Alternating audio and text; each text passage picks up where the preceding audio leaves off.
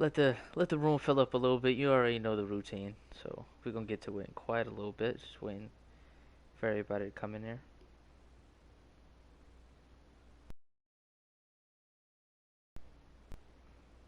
Let me most importantly drop the link for everybody to hop up in here.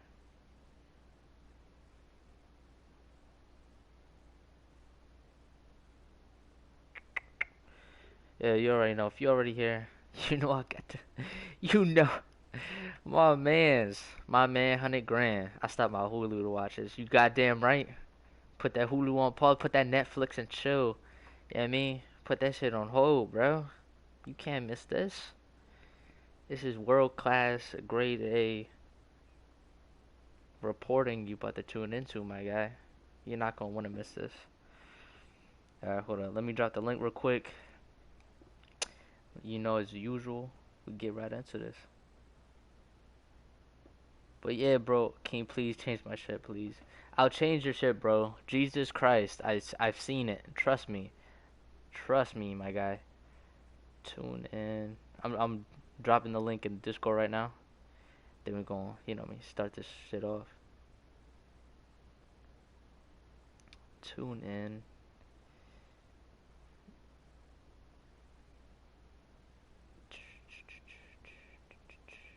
But yeah, bro, if y'all got any comments, bro, hit that shit below, you know what I mean? I want the feedback. I want to be able to reply to you guys, you know what I'm saying? If you want to talk shit about another team or you want some questions about your team, you know what I'm saying? If you want to ask me anything, you know what I mean? Put it out there, bro.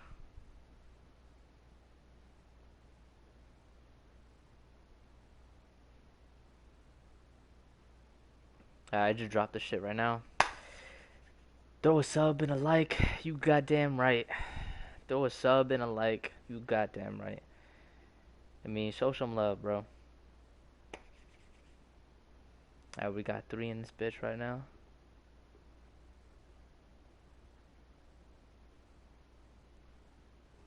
You feel me? You know what? I'm gonna just start off. Hopefully, some more people come in this bitch. But yeah. Alright. You know how this goes by now. Let's get right into it. 5, 4, 3.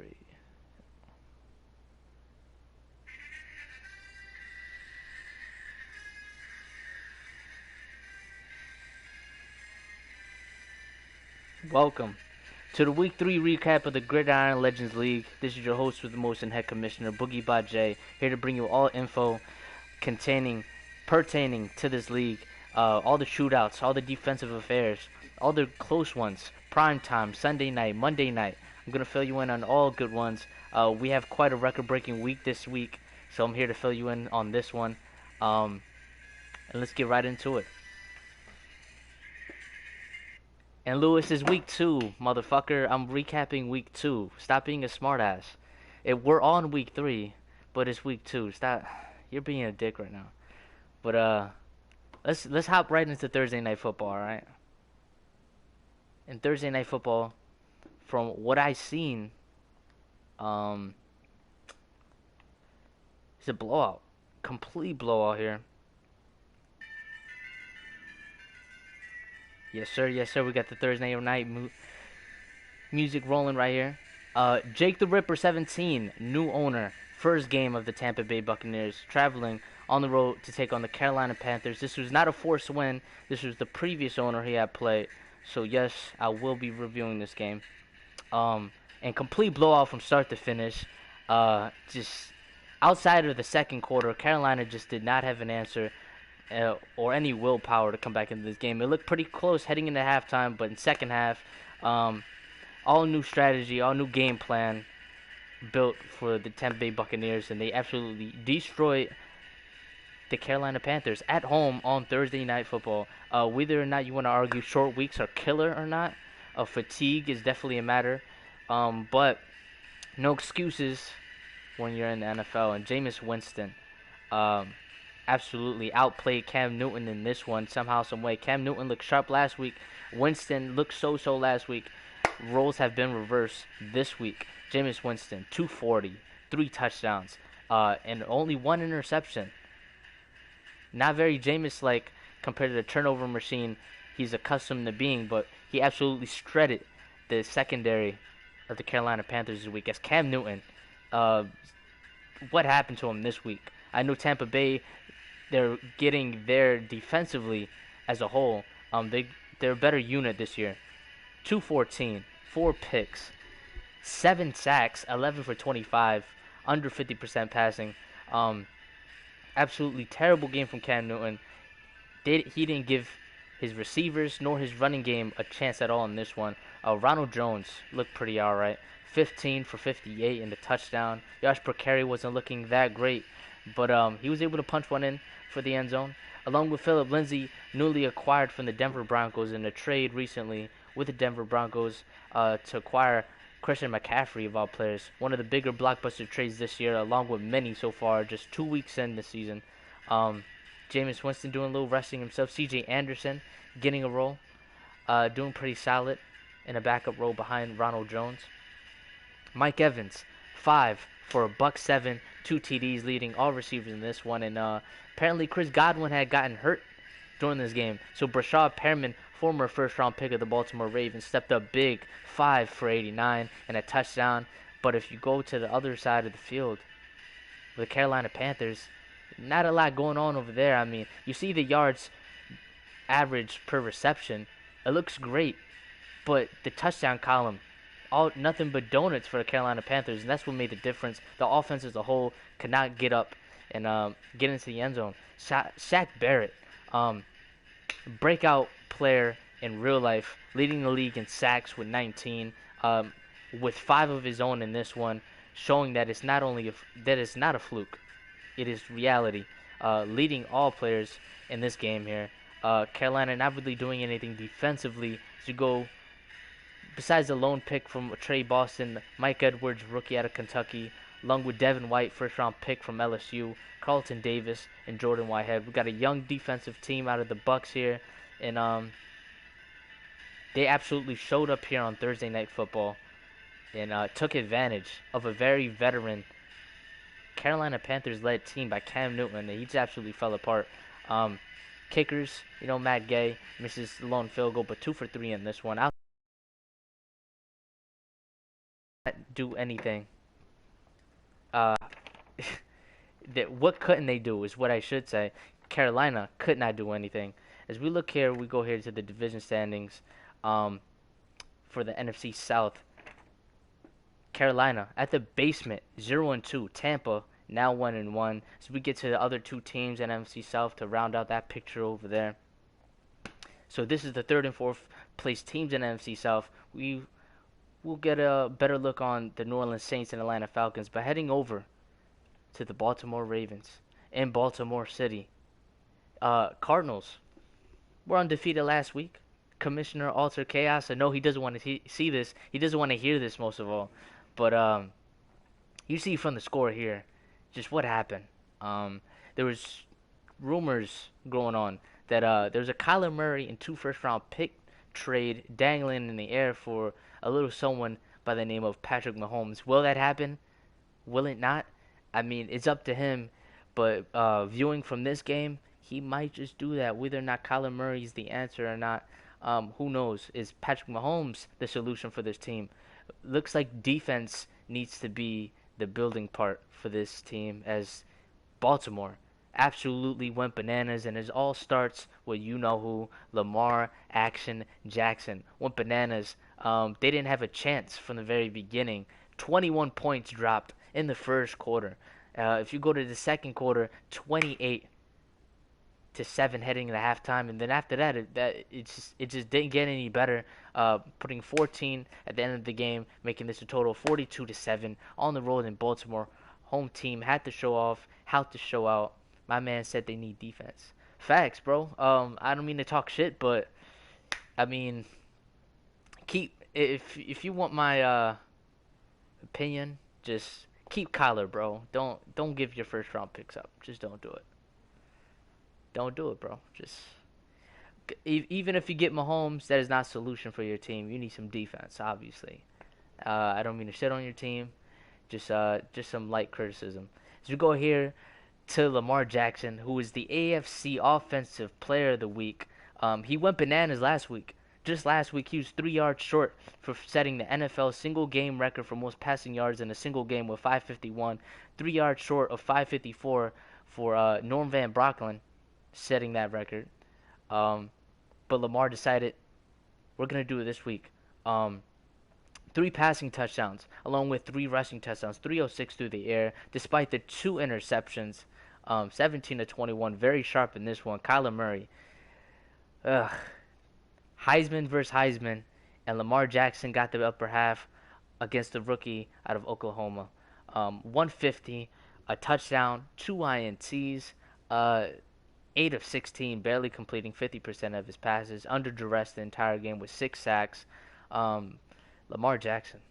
If I hadn't said it enough, I'll continue to say it was the absolute star, the juggernaut, the main centerfold for this entire game.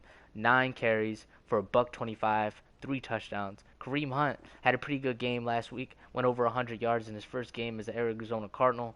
This week, ran the ball pretty well, just didn't get enough carries as they were down for the majority of the game as they needed to play catch up passing wise. And Kareem Hunt still looking pretty solid, but just didn't do anything or wasn't able to do anything this week. Mark Ingram gave him some carries, didn't really do much. Kyler, surprised he didn't run more in this game, along with the fumble. But we go to receiving side of the ball. Mark Andrews, 8 for 102, 2 touchdowns. Second game in a row that he's went over 100 yards, establishing that connection with Lamar Jackson as his safety security blanket as we go to Miles Boykins. Only need 2 catches, almost cracked 100 yards for the rookie out of Notre Dame. 94 yards and a touchdown. Christian Kirk, 3 for 76, looking pretty solid out there, along with David Johnson, who was recently traded for a third-round pick. Pretty big news there. But at least they got something for the former Pro Bowl. Whether or not he's the same or not, Arizona decided he wasn't. Whoever took him on decided he still has some gas in the tank. So we'll see what David Johnson does in the starting role this year for another team. Willie Snead, 3 for 54. Mark Ingram doing a little damage throughout the air. But we go here to the defensive side of the ball. Joey Bosa, a surprising trade this year. Joey Bosa coming over from the Los Angeles Chargers. Very surprising considering he's one of the better young defensive players in the league.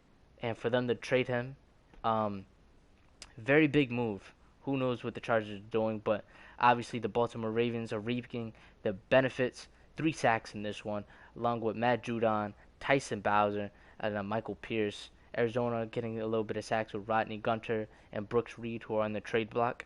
So go for the picks. Deontay Thomas, rookie out of Alabama, with a pick himself, along with Buda Baker. But Marlon Humphrey, Tony Jefferson, they get a couple picks in as well. That's pretty much all she wrote. Lamar Jackson was the story of this game. Absolutely went bananas. Almost set the record last week. Gets Player of the Week this week. Looks to be on an MVP role this year, as he so was in real life. Gonna see if he continues to do it here in Madden franchise. But as for the Baltimore Ravens, we go here to the AFC North division picture as they advance to 2-0, along with another team who we'll get to later in this recap. As for the Arizona Cardinals, they were 1-0 last week, tied with 49ers and the Los Angeles Rams. Now they're 1-1 this week. There's only one team left undefeated in the NFC West, and we'll get to them later in the recap. No spoiler alerts, so stay tuned. As we go all the way to Washington, and this one, not really sure what to say about this game, except there was one player who dominated for the entirety of the game, and a little unknown player, undrafted player at that. I had to look this guy up. I'm not gonna keep talking about it. We're just gonna go right into it. If you go into the box score, 7-7, okay, little pretty competitive. The game was over before you knew it. 7, 14, 15, 43. Sounds like someone's telephone number. 43-7, the final score here in Washington FedEx Field, as the Washington Redskins absolutely destroyed the Dallas Cowboys. And Dwayne Haskins absolutely showed up and showed out.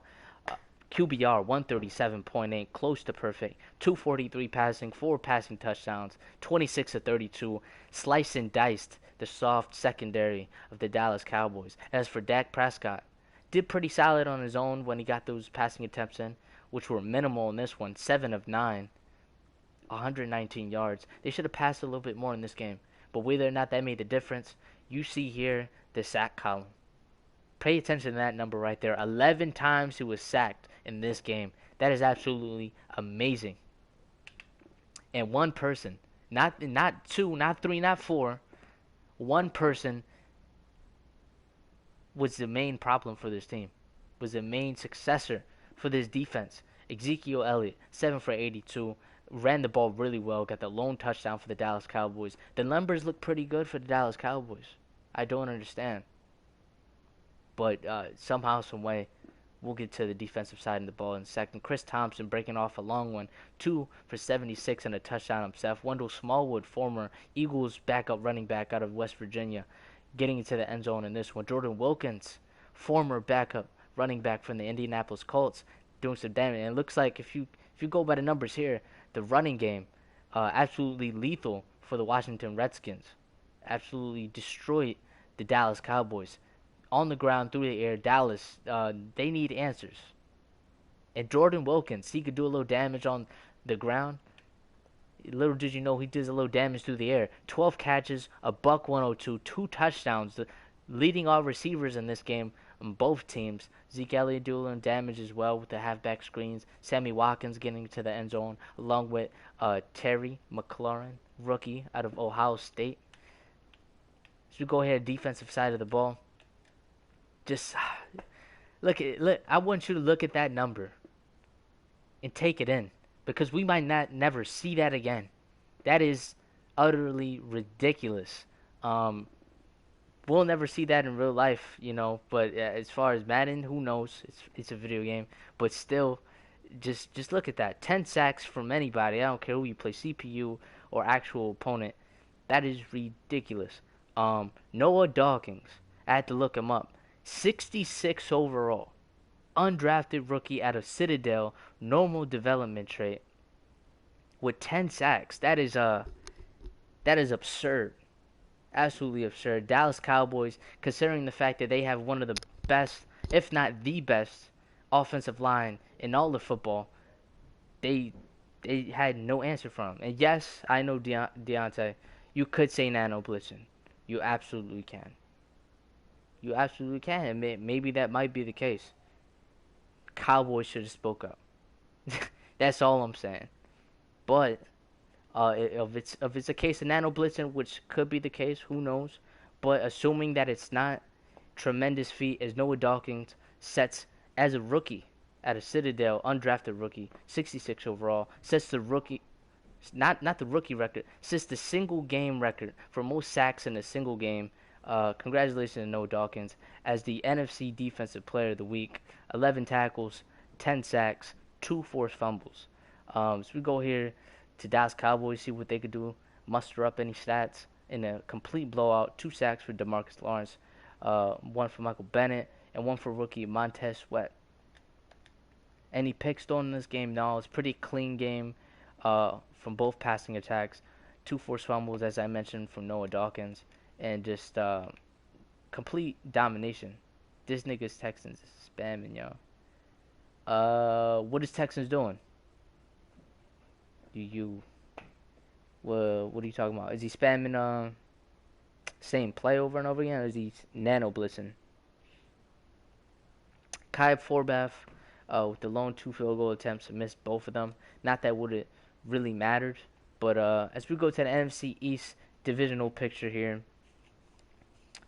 Dallas Cowboys at the basement, 0-2. Washington moves up the ladder, 1-1, tied with 2 other teams. So a little foreshadowing as we go on to the next game, which is the forced win, my own game. I'm not gonna cover this game because it is a forced win. It is a CPU. Yes, we do have a new Titans owner. He was supposed to join before at the event, but he didn't in time. The invite was out there. He didn't invite, so. Force win on my end.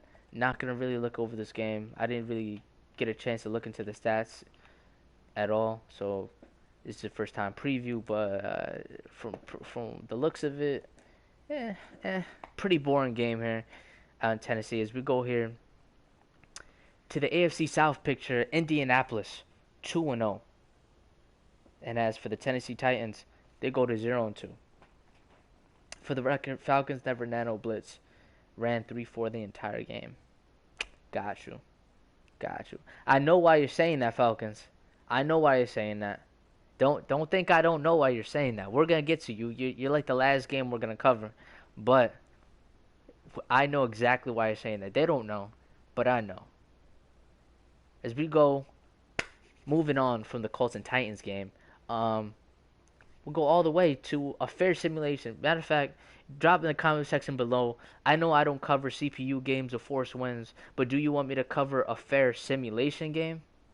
This Seahawks and Steelers, none of these guys play the game. So if you want me to cover it, please let me know in the comment section below. If not, I'll skip right by it. But till you guys let me know. Moving on to the next game over here, in a very close one, in the autopilot game, Giants wasn't able to make his game as something with his PS4 being messed up, or his Madden game being messed up, had to miss his game. Fair sim game. Yes. All right, I'll get back to that. We're gonna go to Baltimore. We're gonna go to the Buffalo Bills and New York Giants game here real quick as we travel all the way to the Meadowlands. Snow Machine 12, new owner, Osama of the Buffalo Bills, traveling all the way to the Meadowlands to take on Quay Flax. I don't want to kill your fucking name, excuse me, but yeah, I'm assuming that's how you're saying your name. If that's wrong, please correct me. But we go here first in the autopilot game here real quick.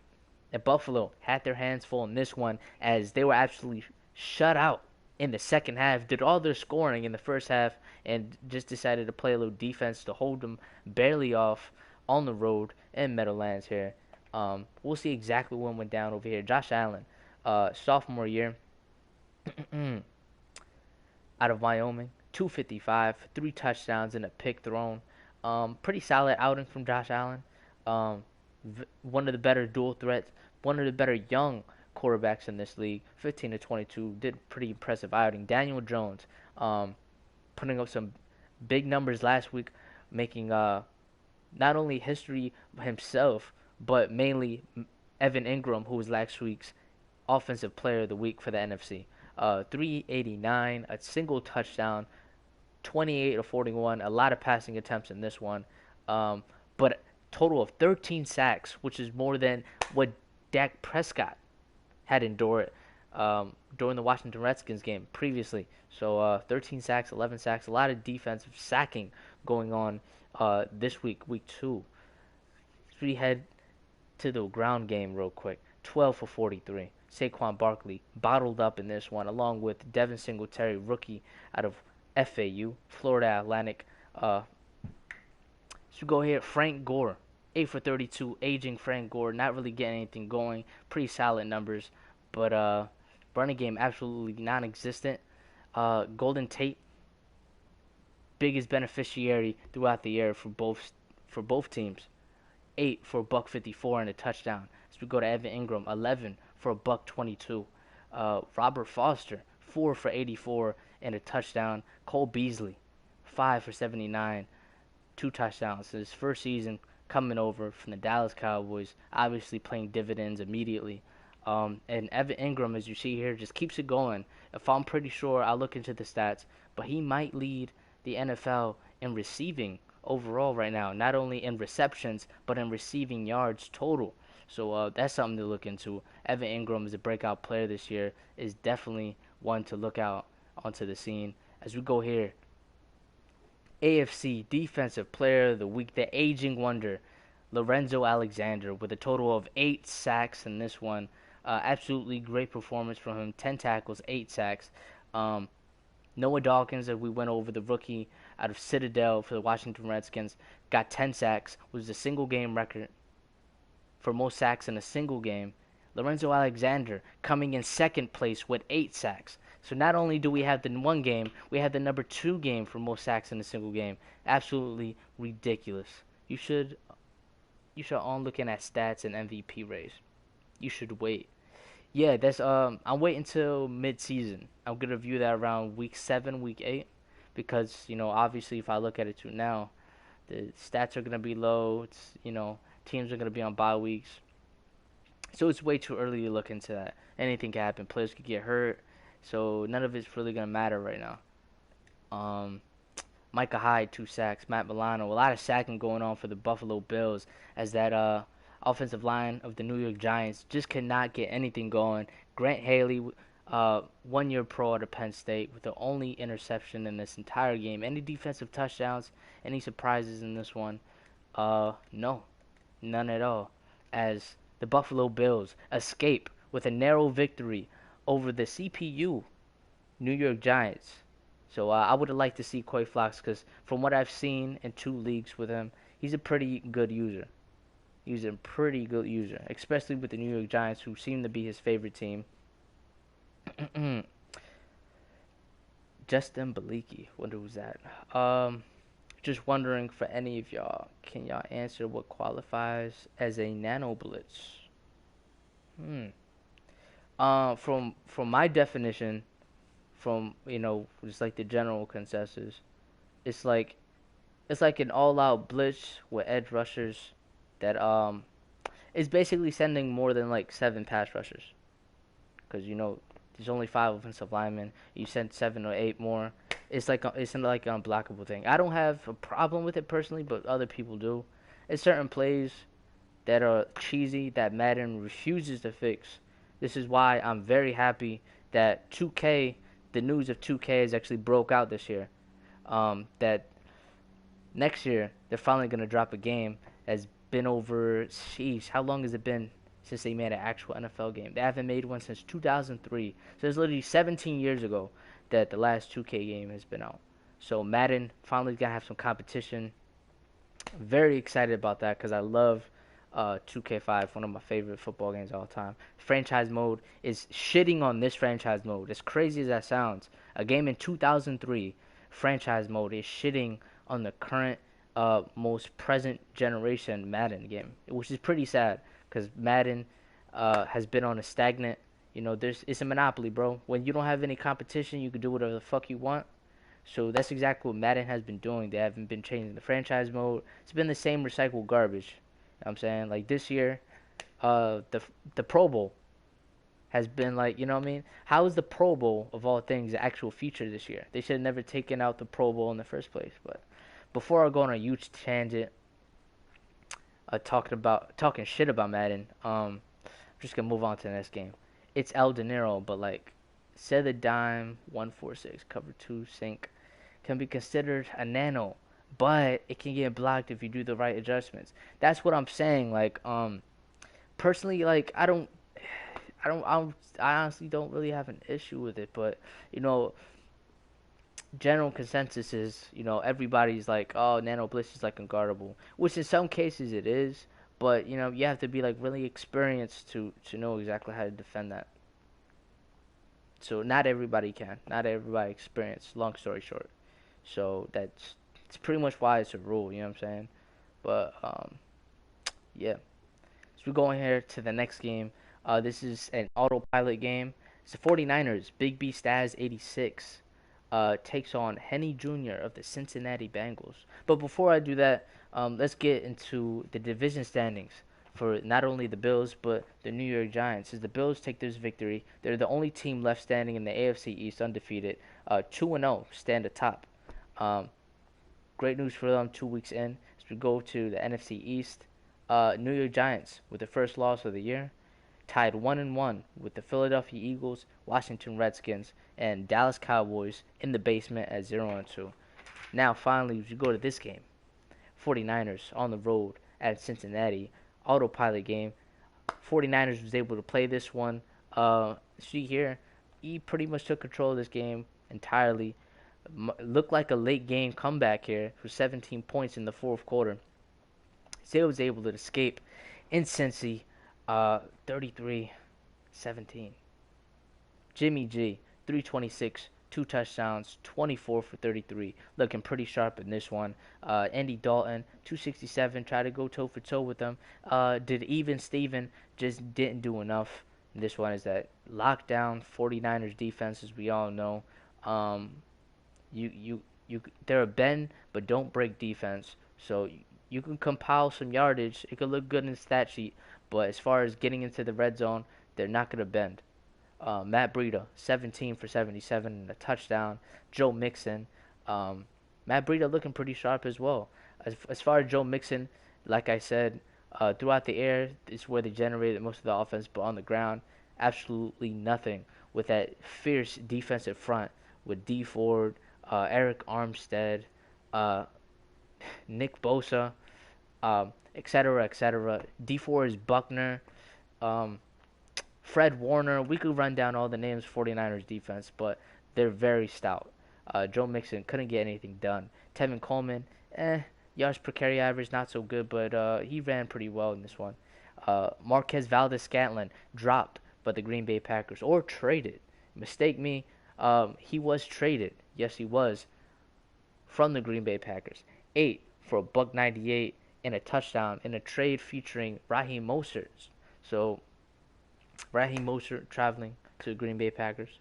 Marquez Valdez acquired as fair compensation. AJ Green 7 for 83. Tyler Boyd 5 for 63 and a touchdown.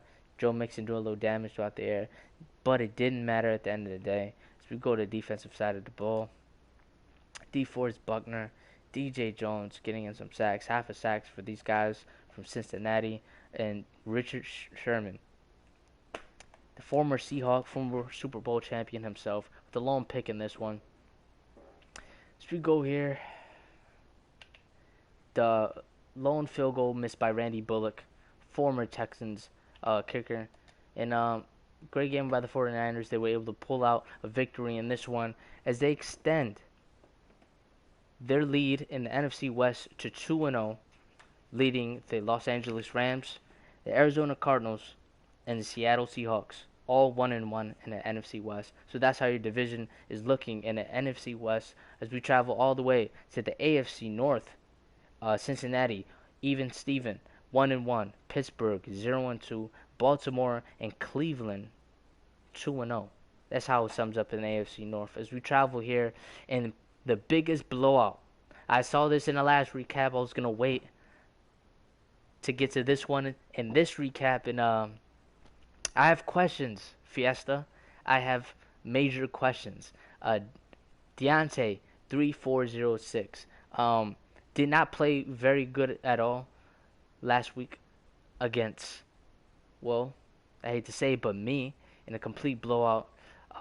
Looking for vengeance, looking for some bad blood, and he let it all out in Detroit Motor Field. Detroit absolutely destroyed at home as they let their visiting team just drop 17 in the first, 14, 7 and 7, just absolute chaos. Phillip Rivers, just wow. Both quarterbacks with a combined 17 interceptions. That is ridiculous. I was about to give Phillip Rivers all the praise in this one, but obviously stunk it up. 339 looks good. 2 touchdowns, all right, but the 6 interceptions, absolutely absurd. It doesn't even matter if you win by 45 in a blowout. 16-29. Matthew Stafford. What happened? I need answers. A buck 58, 11 interceptions. 11. He must have. I don't know, bro. I don't know. I could assume a million different things happened. He must have, just closed his eyes, dropped back, and clicked any button for the entire game. That's all I could. You know what I'm saying? Like, I don't understand how you willingly throw 11 interceptions unless you weren't trying, or if you were trying, hit some drills, hit the practice field, bro. Try out some new plays because that is borderline sad, bro. I don't know what to tell you except hit the playbook, get a new playbook. Jesus, my guy. That is crazy. 16 to 35, completing less than half his passes. Melvin Gordon, 12 for 47, 3 touchdowns. Absolutely finding pay dirt for this rushing offense. As long as Austin Eckler not running the ball pretty well, but he didn't need to, with Gordon doing all the damage. Single touchdown for him. Carry on, obviously non-factor in this one. But Mike Williams, Hollywood Brown, both putting up some tremendous receiving numbers. 5 for a buck 63. Hollywood Brown 10 for a buck 57 and 2 touchdowns himself. T.J. Hawkinson, probably the biggest receiving threat for this team in this one. Usually is Kenny Galladay, but he was shut down and shut out by Desmond King and Casey Hayward in this one. Just wow, 11 interceptions. I can't get over that. What happened? Uchenwa and Uwoso, 5 sacks for him. It's just been a huge sack week. We got 10 sacks from Dawkins, 8 for 8 for Lorenzo Alexander. Now we got 5 for Uchenwa and Uwoso, and it doesn't stop there. So stay tuned. Gerard Davis with 1, Romeo Aquara with 1. So we go to the pick column. Obviously, when you throw 11 picks, you know how many people are going to have interceptions in this game. Thomas Davis, the veteran out of Georgia, former Carolina Panther, 3 picks for him. Casey Hayward, 3 apiece. Derwin James with 2. Gerard for the opposing team. Just pick galore from both ends. And a bunch of players with solo picks in this one. Just this must have been a very fun game to watch. Even though it was a blowout, and most of the action coming from the Los Angeles Chargers, complete blowout. And what happened? I have a bunch of questions in this one, but I'm not gonna give it too bad. Hopefully, Lions could bounce back. But if you tried your best, bro, you're in for a long season. But at least you're rebuilding. You're gonna have cap space, some better players. But this is definitely a new low, and you can't get any lower than this, I'm assuming. So Detroit with a loss, and that sends them to 0-2 to start out the year at the bottom of the NFC South. As for the LA Chargers, we go all the way to the AFC West. They're now tied 1-1 with the Denver Broncos and the Kansas City Chiefs atop the AFC West, as the Oakland Raiders at the basement at 0-2. So we go here to Green Bay in a autopilot game, as former Vikings owner didn't make this game, so he ended up getting kicked. MV Exotic is a new owner, did not play this game. So Green Bay, BDG Class Trade Committee, took on the Minnesota Vikings and CPU. As you see here, absolutely manhandled the defense of the Minnesota Vikings, 14-6, 8 and 15. Is Aaron Rodgers, the bad man himself, looking prime in this one. 430, 6 touchdowns, an interception, 27 of 40. Absolutely destroyed the secondary of the Minnesota Vikings. Kirk Cousins looked pretty good last week, right? Not looking good this week. A buck 33, 4 interceptions, 11 for 18. Just could not get anything going at all in this one. Dalvin Cook, most of the offense running through him. 12 for a buck 30, 2 touchdowns. As for Aaron Jones, pretty quiet in this one, but they didn't need him with Aaron Rodgers doing all the work. It's receiving end, Marquise Goodwin, paying dividends immediately with that trade with the San Francisco 49ers. As I mentioned earlier, the Raheem Mostert and Marquez Valdez-Scantling being involved in that trade. Goodwin outproducing Devontae Adams through 2 weeks now. Is he the true number 1 receiver in this offense? It looks to be 2 weeks in. 6 for a buck 62 and a touchdown for the former Olympic gold medalist Devontae Adams. 6 catches, a buck 10, 2 touchdowns. So we go here, Jimmy Graham finding the end zone as well. Mercedes Lewis, veteran tight end, and Dez Bryant of all people. Who knew Dez Bryant was still in the NFL roster? So we go to SATCOM, 3 apiece for Ibrahim Campbell. Everson Griffin with 3 apiece, and a bunch of guys solo, including Zadarius Smith, last week's Defensive Player of the Week for the NFC. And Darnell Savage, I'm pretty sure with those 4 picks, and being a rookie himself, he would have won Defensive Player of the Week this week had it not been for little known someone, Noah Dawkins from the Washington Redskins with 10 sacks. So go here, Trey Waynes with a single sack himself, and nothing else to really look at in this game. Complete blowout from start to finish. So we travel all the way to Houston. Lord Zelkova of the Jacksonville Jaguars takes on your boy Jalou 12 of the Houston Texans. And I heard there was a lot of lag issues in this game. Don't know what really happened. But before I start this one, just in honor of 2K coming back into the football world, I'm gonna play a little throwback ESPN Sports Center music real quick as we get right into this one. The Houston Texans only putting up 6 points for the entirety of the game.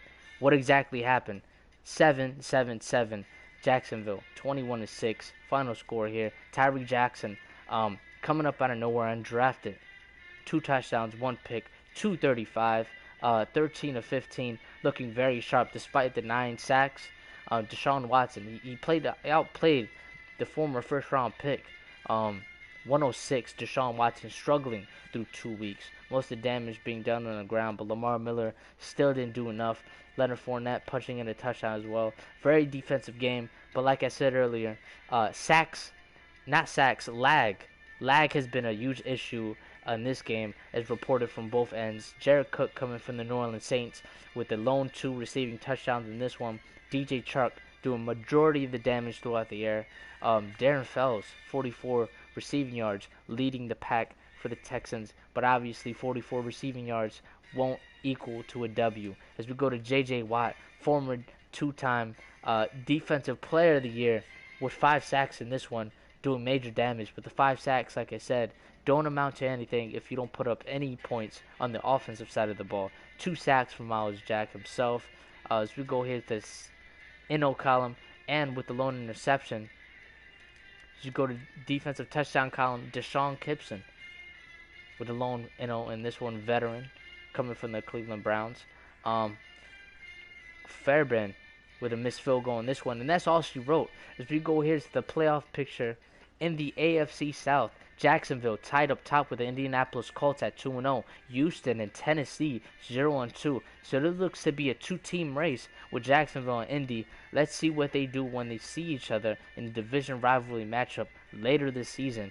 As we go all the way to Miami, Gakwe of the Miami Dolphins takes on CBK.4KT of the New England Patriots. Both new owners, both seeing what they could do, both unpredictable. We don't know what they bring to the table.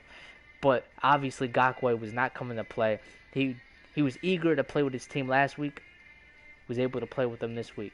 And dropped 24 points in the second quarter and 10 in the fourth quarter, doing his damage in just the second and fourth quarter and in this one. And New England, with all the weapons, with all the defensive weapons as well, could not stop the worst roster in all of Madden right now. Ridiculous. As we go here, Tom Brady throwing 7 interceptions. The GOAT himself now looking very GOAT-like. 197 yards, 11 of 22. Crazy. Josh Rosen, a $179, 2 touchdowns, 3 interceptions, 17 to 26. Not very good passing the ball wise, but he was able to get in the end zone and just wow. What do you say?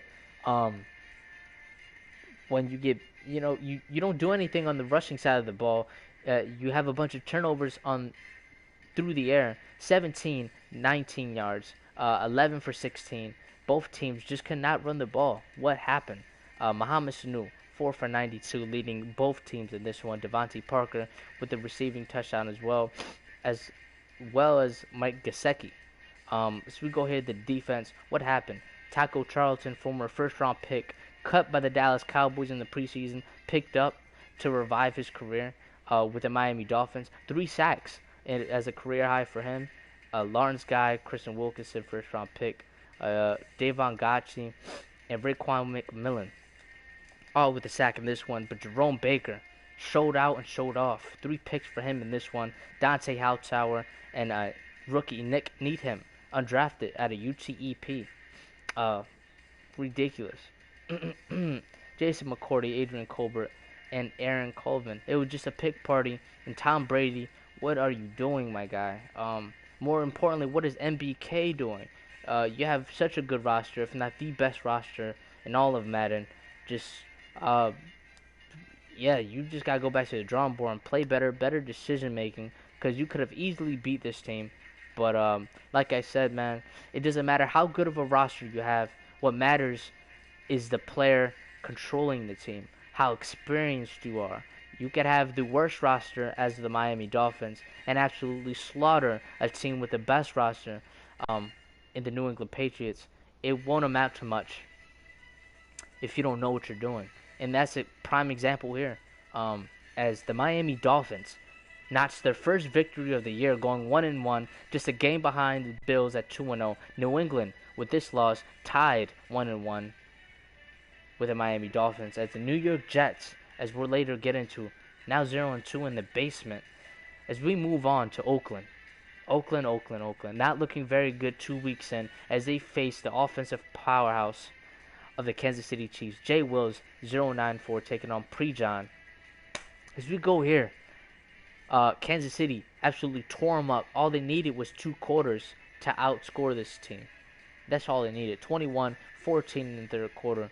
Final score 42-19. As we go here to the box score real quick, Patrick Mahomes did a little good, did a little bad. 324, 3 touchdowns, 3 INTs, 13-23. Yeah, in a long of 97 yards. I can guarantee you I know who scored that touchdown. I'm going to let you guys comment that right below. Derek Carr, 319, a touchdown, 5 interceptions, still continuing to struggle. Will there be a new QB next year in Oakland? That remains to be seen, but so far, it wouldn't surprise me if they do end up replacing him, as he continues to struggle over there in Oakland. Josh Jacobs carrying the load for this team, 16 for a buck 103 and a touchdown. Damian Williams doing a little damage himself, going head-to-head with Josh Jacobs, 13 for 95 and the touchdowns. As Shady McCoy, longtime veteran of the Philadelphia Eagles, punches in a lone touchdown for the Kansas City Chiefs. Tyreek Hill, as I mentioned, with a 97-yard touchdown, nothing surprising. 4 for buck 78, 2 touchdowns. The most untouchable, uncoverable, if that's even a word. The most unstoppable guy in this league. That speed absolutely kills defenders each and every week. T.Y. Hilton, 4 for a buck 103, 2 touchdowns. Josh Jacobs doing a little damage throughout the air as well. Travis Kelce getting to the end zone. Tyrell Williams doing a little something. New acquisition coming over from the Los Angeles Chargers. But as we get into it here, a bunch of lone sacks from a bunch of guys from both sides of the ball. Juan Thorhill, rookie out of Virginia, leading the way with 2 picks. And it was just a pick party for the Kansas City Chiefs, and they absolutely took advantage. Are there any defensive touchdowns in this one? Yes, there is. Eli Apple with a lone defensive touchdown, coming over with a trade from the New Orleans Saints. Big time trade as well. Tyrann Mathieu got traded over there. So go here. Any kick returns? None at all. As that pretty much sums it up for the AFC. The AFC West. As I'm looking here, Kansas City tied 1-1, tied with Denver and the Los Angeles Chargers. As Oakland falls to the basement at 0-2, where they climb their way out. Looks unlikely, but hopes in store for them, as they have a long offseason ahead of them. They have a bunch of cap space, and they have a bunch of picks as well coming over from Chicago Bears Khalil Mack trade. As we continue here, Saints, your boy Juju, in a shootout, the biggest shootout this week, up against IN, the GOAT of the LA Rams. As we check here, what exactly happened? New Orleans Saints decided to put this one in gear at the end of this one. 28 points in the fourth quarter, which almost matches the entire game total of the LA Rams in this one. 49-30 final score here in Los Angeles, as Drew Brees absolutely shredded them. 466, 6 touchdowns, 2 INTs. In the future Hall of Famer, 14-17, absolutely sliced and diced the secondary of the LA Rams. Jared Goff, ele- wow, three, yeah, 311, two touchdowns, two INTs, 26 to 37. Did a little bit of good, did a little bit of bad. His experience compared to Drew Brees is not even debatable, as it was evident in this one. Brees outshined the former first round pick. Todd Gurley, 19 for a buck 50 and touchdown. Alvin Kamara, 13 for 96 and a touchdown. Both guys, Kamara almost clutching 100 yards. Both guys going crazy in this one. So we go to the receiving side. Julio Jones. Let's get to the stats real quick. Offensive Player of the Week for the NFC. His 5 touchdowns tied for first all-time single game record for most receiving touchdowns in a single game. Congratulations to Julio Jones. This is something that we're accustomed to seeing from this guy, the freak of nature himself. 255, 6 touchdowns. D.D. Westbrook coming over from the Jacksonville Jaguars, going crazy as well. That is a very dangerous duo. 4 for buck 47 and a touchdown. Tyler Higbee, 7 for buck 17. Brandon Cooks getting 2 lone touchdowns himself. His receiving end secondaries just could not stop a nosebleed in this one. 2 sacks from Cameron Jordan, as well as David Onyemata. So we go to the picks. Not a lot of picks in this one. Tyrann Mathieu coming over from the Kansas City Chiefs. Marcus Williams with 1. So that safety tandem looks to be very dangerous. Eric Weddle and Bryce Hager with a couple of picks themselves. So we go here to the playoff picture. Well, division picture. To the NFC West. LA Rams with this loss get sent to 1-1. Just a game under the 49ers at 2-0. Arizona 1-1. And Seattle 1-1 as well. Big game for the Saints as they go on to be 2-0, tied with the Atlanta Falcons at the top of the NFC South. Tampa Bay 1-1, Carolina 0-2.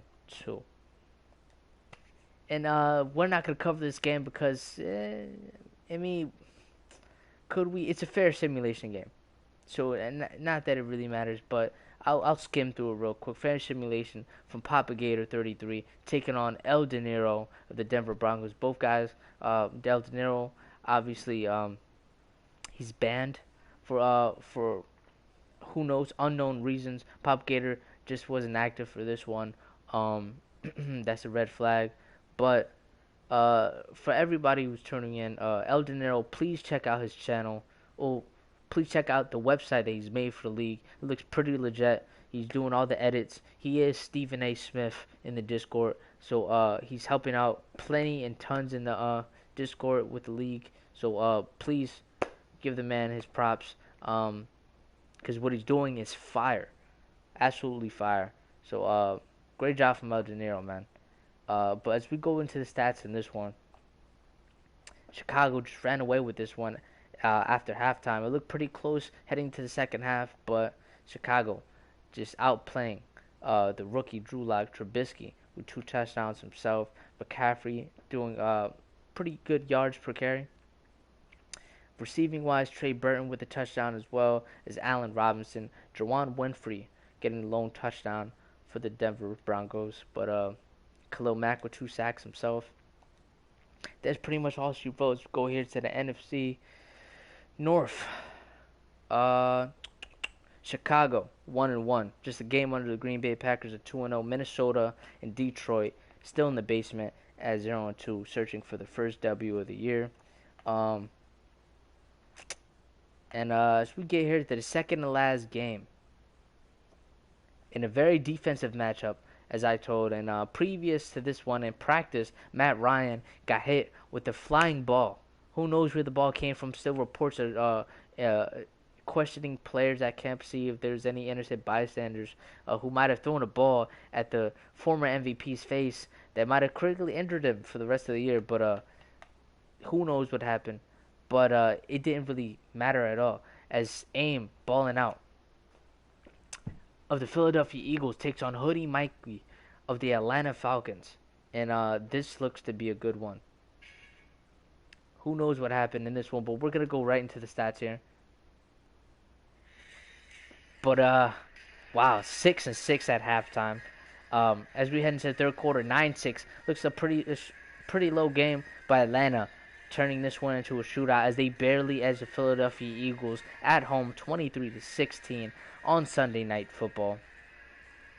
Wow, picks galore. Carson Wentz with 4. Matt Ryan, that eye of his that was hit earlier in the week in practice, obviously did something to him. Obviously affected his vision.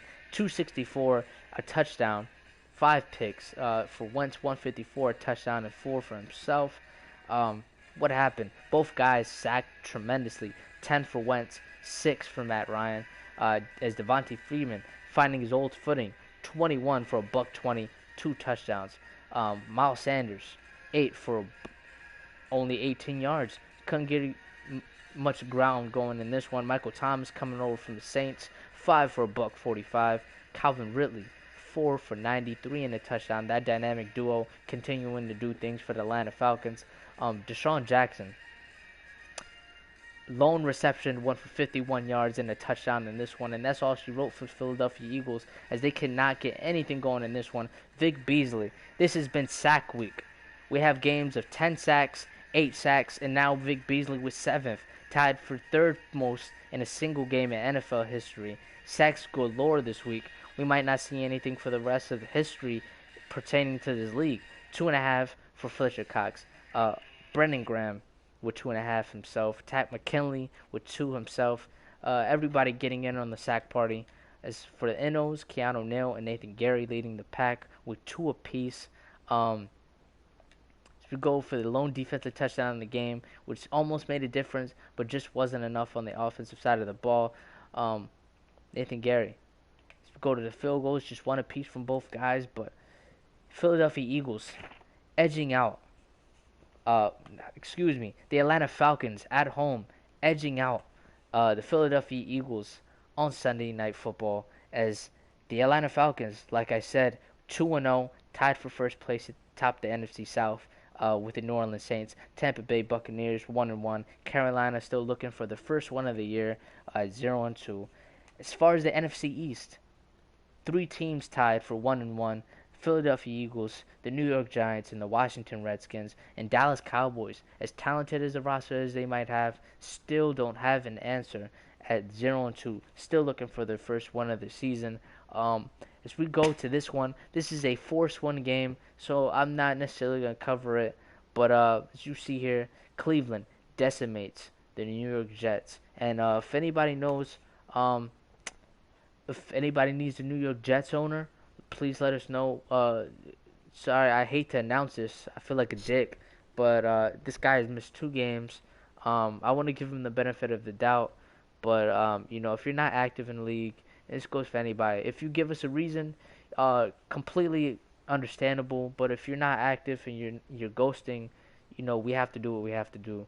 So if anybody knows any interested or active owners who want to be a part of the league, New York Jets just might be open. So hit me up or hit up Cardinals commissioner or Chargers.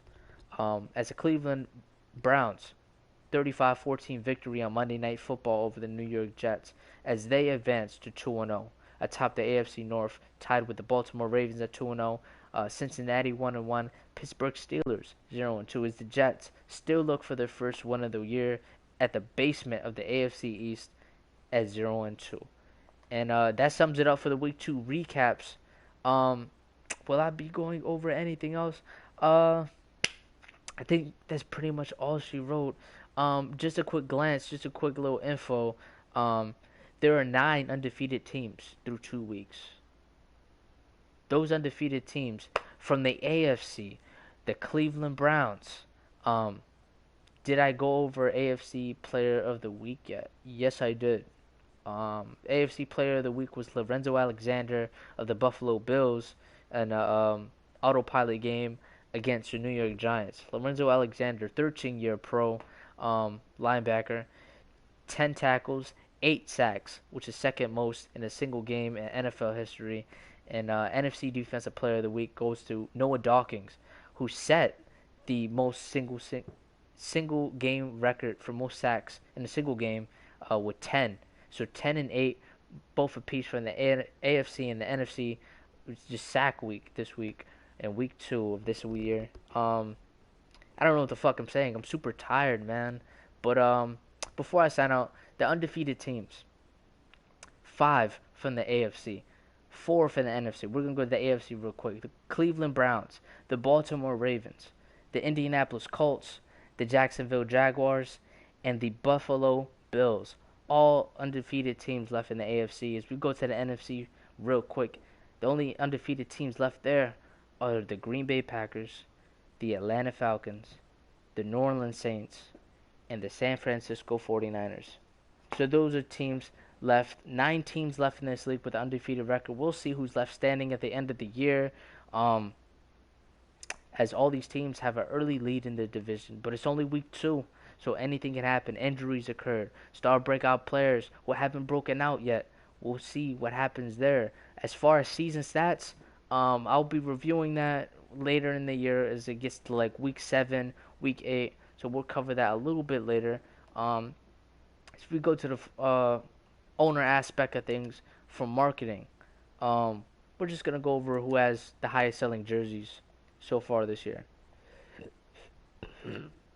Not to my team, but as NFL top 10, Aaron Rodgers, of course, the bad man himself, having a 6 touchdown game against the Minnesota Vikings this week, leads the NFL in total jersey sales. Matt Ryan having a 5 interception game on Sunday Night Football against the Philadelphia Eagles, second in the NFL, surprisingly, with 601K sold in jersey sales. Chris Harris of the Denver Broncos, long-time shutdown corner, third place. Von Miller, his teammate, right across from him, fourth place. Jimmy Graham, surprisingly, in fifth place. Devontae Adams in sixth. Dez Bryant, who's probably the fourth string receiver over there with 1 catch, 9 yards, and a touchdown in the Minnesota game. Somehow, one, two, three, four, five, six, seventh place for Dez Bryant. This is pretty impressive when he doesn't get a lot of playing time. Christian McCaffrey in 8th place. Lamar Action Jackson making an MVP run as he was AFC Player of the Week this week in 9th place. And longtime safety of the Seattle Seahawks coming over to the Baltimore Ravens in 10th place in jersey sales this week. I pretty much think that's all she wrote. I pretty much think I covered everything as far as pertaining to games. But before I sign out, I went over the standings. I went over the stats. I'm going to go cover real quick the little week 3 matchups. Exactly what we have to look forward to. We have a CPU team in the Titans right now. We do have an owner of the Titans who has an invite out for them right now. So we're just waiting for them to accept that. So it'll be them versus Lord Zelkova, who has been offensive juggernaut sort of things with a 60 overall quarterback in Tyree Jackson doing some crazy things over there. So that's something to look into in divisional rivalry game in Jacksonville. Henny Jr., Cincinnati Bengals, taking on Snow Machine 12 with the Buffalo Bills. That looks to be a very good game. Detroit Lions searching for their first win of the year, taking on the Philadelphia Eagles. Will the Lions finally go into Lincoln Financial Field and nab their first victory, or will the Philadelphia Eagles still fight their way to stay atop the NFC East with a 1-1 record? Remains to be seen. Jets, will they have a new owner? Who knows? But as of right now, Kobe K. Senpai, the New York Jets, taking on CBK 4KT of the New England Patriots, who just threw 7 interceptions with the GOAT himself, Tom Brady. Both teams with a loss, 0-2. Still looking for the first one of the year. Who knows what's gonna happen? I don't smell an interesting game in this one, sadly to say. Hopefully both teams turn it around. That remains to be seen. But as far as this one, the Raiders and Vikings in play right now, as you see. And it's not over yet, but they're definitely in play. The Giants and Buccaneers, spoiler alert, Giants. Quay Fox finally plays his game and gets a victory over new owner, Jake the Ripper 17. Your boy Drew 12 beating Commissioner Deontay 3406 as surprisingly, as the last 2 weeks, the Texans have absolutely been blown out. Absolutely been blown out from the Saints, and previously just this past week, as the Chargers were the one doing the demolishing. 45 points on the Detroit Lions in the shutout, and as they lose by 5 to Houston in this one. We'll recover that game later next week. As we go here, Ravens on the road to the Chiefs. Might be one of the better games this year. Offensive juggernaut, your boy JoJo 27, the Baltimore Ravens taking on Patrick Mahomes. And this is going to be a game very interesting to see. Hopefully one of these guys stream, but I'll definitely stay tuned to that one. Hoodie Mikey of the Atlanta Falcons taking on Boogie J of the Indianapolis Colts. Both these teams have a lot on the line, as both teams 2-0 in their divisions. Both teams tied for 2-0 in their divisions. With Atlanta Falcons with a big 6-interception game. Well, excuse me, 5-interception game from Matt Ryan, where they look to turn things around with that dynamic duo and Michael Thomas and Calvin Ridley, or the Indianapolis Colts with a lackluster roster looking to rebuild but still compete. Will they still keep the miracle going as they try to stay in first place ahead of the Jacksonville Jaguars breathing down on them? That looks to be a very good game to stay in tune to. El Dinero, hopefully if he comes off the ban that was laid down by PlayStation Network. Who knows why, but hopefully he gets back in this as he faces the undefeated Green Bay Packers and BDG Klez. This looks to be a very good one. Defensive team in the Broncos, offensive team in the Packers. They have a bunch of sack masters on both sides, Von Miller, Bradley Chubb. Packers have Zadarius Smith. Very good game to stay tuned to. Gakwe of the Miami Dolphins, very impressive win in a 7-pick performance in Tom Brady, taking on the Dallas Cowboys, Jaden BWA, who just got blown out in a 10-sack effort from a rookie from the Washington Redskins. Will the Cowboys turn it around? Will they finally get their first victory of the year? Or are the Dolphins actually for real and they're going to keep this up? They have a plethora of picks. They have plenty of cap space. They don't nearly have the roster they have yet, but they are looking to do things and make some noise this year. The CPU Panthers, still looking for a team in them. Have we decided what's game of the week yet? We will discuss that on trade committee. So get back to me. That's the one thing I have to get to. So after this, we'll definitely hold a little discussion about game of the week. Carolina Panthers. So far, this is the fourth win, unless we get a Panthers owner. Taking on Alter Chaos co-commissioner. Secluded 4L of the Pittsburgh Steelers, taking on BD Staz, Big B Staz 86 of the San Francisco 49ers. 49ers looking to stay undefeated at home, taking on a tough Steelers user. He didn't play last game, but week 1 he looked very impressive. Might be game of the week right here. Your boy Juju 24, New Orleans Saints taking on Perk 2K YouTube, the Seattle Seahawks. This one looks to be a very fun game. In this one, Seattle, the 1-1, looking to stay afloat in a tough NFC West division, as the Saints have a lateral line as well, tied for first place in the NFC South at 2-0 with the Atlanta Falcons. What's finna happen? We'll stay tuned. As we get here to the bottom of the card, I am the GOAT of the LA Rams, taking on X-Pair Premium. This looks to be a very good one. Rams, a lot of offensive firepower, but the Browns, the same could go for them as well, as Baker Mayfield and Odell Beckham with that chemistry. See what they're capable of if they can keep things going. Can the Browns finally make the playoffs this year? Remains to be seen. Chicago Bears, Papa Gator 33, taking on Jennings 75, who just had defensive performance of the year so far. That's going to be hard to top a 10-sack performance for anybody. We'll see exactly what happens here. But I hate to tell you, but that is all, folks. This is it for your Week 3 recap of the Gridiron Legends League. This is your host with the most, Boogie by Jay. Thank you for tuning in. If you haven't already, please hit the ding below to stay tuned, get those notifications whenever I stream and go live, because I'll always go live for these recaps. All these recaps are live and authentic. This is off the top. I don't rehearse these things. This is raw. This is real. more than anything. So please stay tuned if you like that kind of shit. Please subscribe to definitely stay tuned for more content. I might drop some other content outside the league if you guys are interested. But if you are just here for the league, I respect it. And definitely stay tuned so you don't miss a thing pertaining to the Gridiron Legends League. This is your host with the most, Boogie Bajay. Gonna get some fucking sleep. Signing out here. You guys keep grinding. Play these games. Most importantly, have fun, man. And alright, I'll see you guys on the next one.